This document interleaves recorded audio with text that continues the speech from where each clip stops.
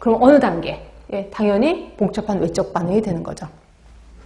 가끔 가다가 차를 운전하고 가다가 앞에 차가 갑자기 약간 속도가 있었는데 이 속도를 늦추는 경우가 있어. 그럼 이 차가 왜 갑자기 속도를 늦추지? 그래서 나도 모르게 브레이크를 밟잖아요. 근데 앞에도 보면 차가 별로 없는데 갑자기 속도를 늦췄어. 딱 지나가다 보면 핸드폰 받고 있어. 결국 핸드폰 얘기하면서 차가 속도가 늦춰진다는 건 그 다음은 기계화 단계라는 거죠. 거의 초수준이라고 보시면 될 것 같고. 그래서 좀 오랫동안 운전하신 분들은 뭐 밥을 먹으면서, 차 안에서 밥을 먹으면서 또 핸드폰 하면서 속도를 늦춘다. 이걸 우리 복잡한 외적 반응이라고 하는 거고. 그 다음에 이제 적응. 이거는 낯선 곳에 가서도 내가 나름대로 할 수가 있어. 예를 들어 아까 말한 스트레칭을 하는데 출장을 갔어. 출장을 가서서도 나름대로 스트레칭을 할 수 있어. 이걸 적응이라고 표현하는 거고요. 창조는 아예 새로운 운동을 내가 하나 개발하는 거죠. 이거를 우리는 심리운동 영역이라고 하는 거고, 지탱, 지기, 복적, 창 이렇게 해서 외우시면 돼요. 자, 보겠습니다. 960쪽에 자, 심리운동 영역 하면 인간의 기술 능력을 변화시키는 부분이라고 표현했고요. 자, 지각입니다. 예를 보시면 아실 거예요. 노인들은 운동 시범가가 보이는 유연성 운동, 근력 운동을 관찰하는 거지. 그치? 자, 태세하면은 노인들은 운동을 하기에 필요한 고무밴드를 하나씩 집어들어 하려고 하는 거죠. 이걸 태세라고 하는 거고, 지시에 따른 반응은 노인들은 운동 시범가의 지시에 따라 고무밴드를 이용한 운동을 따라 해요. 근데 이때 그 다음 단계는 뭔가요? 라고 하면 대답을 잘 못하는 거죠. 이거 우리 지시에 따른 반응. 자, 기계화. 노인들은 음악을 들으면서 스스로 운동을 해요. 근데 이때 테레비를 보면서는 운동이 이제 멈춰지게 되는 거죠. 자, 복잡한 외적 반응은 노인들은 집에서 TV를 보면서 고무밴드를 이용한 운동을 능숙하게 실행을 해. 그러니까 TV를 보면서 핸드폰에 상대편하고 얘기하면서도 운동대로 하는 거죠.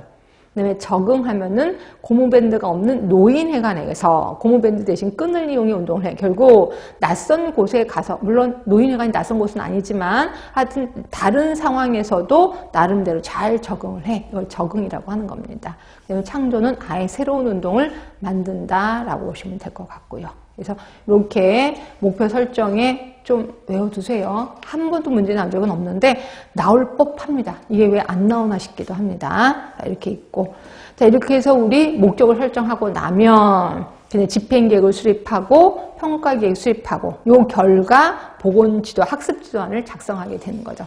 자, 학습지도안도 어떤 내용들이 있는지 한 번만 볼까요? 자, 지루할게 962쪽입니다. 3번의 교육 학습 지도안에 필요한 사항, 일단 제목이 있어야 돼요. 근데 제목은 제목식, 방법식, 문제식, 크게 3개가 있네. 제목식은 고혈압 관리법, 이게 제목식이에요. 방법식은 무엇을 하자야, 고혈압을 관리하자라고 되어 있는 거예요.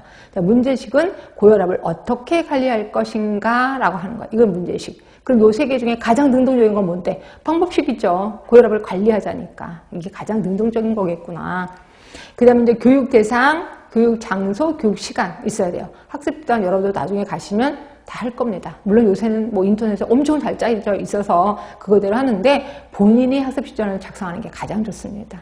하여튼 교육 대상, 장소, 시간 있어야 되는 거고요. 학습 목표 있어야 됩니다. 학습 목표에는 기억번 일반 행동 목표, 그다음에 구체적인 행동 목표가 있습니다. 결국 일반 행동 목표는 하나가 있어야 되겠지. 거기에 따라서 구체적인 행동 목표 여러 개가 있어야 되겠구나 하시면 될 것 같고요. 자, 그리고 거기 동그라미에서 한번 아까 했었던 거 다시 한번 반복할까요? 학습 목표의 기술 요령, 행동 용어 있어야 되고, 변화 내용 있어야 되고, 조건이 있어야 되고, 기준이 있어야 되고, 아까 한 겁니다. 그리고 나면 학습 내용을 선정해서 조직을 해야 되겠죠. 자, 그런데 학습 내용 선정의 원리를 잠깐 볼까요? 타당성 있어야 돼. 현실에 적합해야 된다는 거죠. 영속성, 계속. 이게 계속성하고 6번의 계열성하고 헷갈려. 계속성은 똑같은 걸 계속해서 반복해야 된다는 거죠.